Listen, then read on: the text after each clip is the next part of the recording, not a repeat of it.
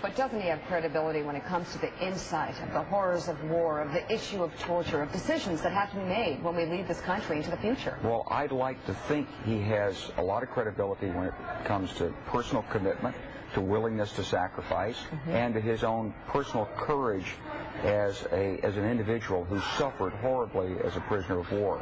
But on the other hand, he's changed his position on torture. At one point he said he was against it, now he's in favor of it. He's even come out against the Supreme Court decision that was made yesterday on the prisoners at Guantanamo. So, you know, what does John McCain really believe? Who is he?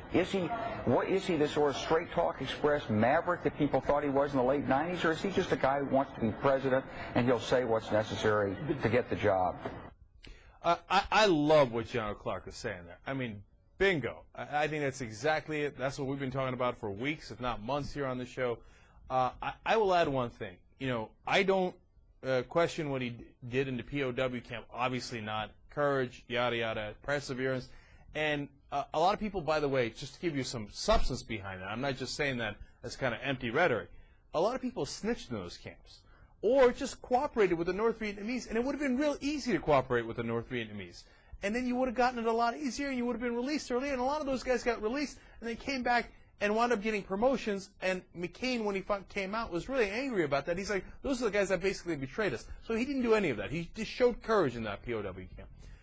But does that give you experience in becoming president? I just don't see it. No, I mean, anybody could have been a prisoner of war. There were so many prisoners of war. Are they all qualified to be president? No, of course not. There's no question there. It's just, I mean, we got to separate it, and General Clark is making a good point about the separation. It's a great personal story.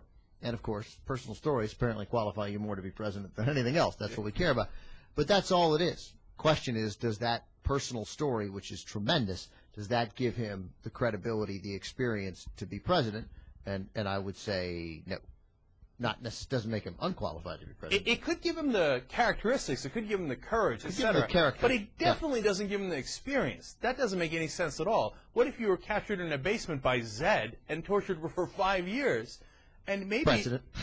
I mean, how does that qualify you to be president? It doesn't make any sense. Yeah. All right, so we got Ving one. Rhames, president. Well, it wasn't quite as long, but he did take it kind of hard.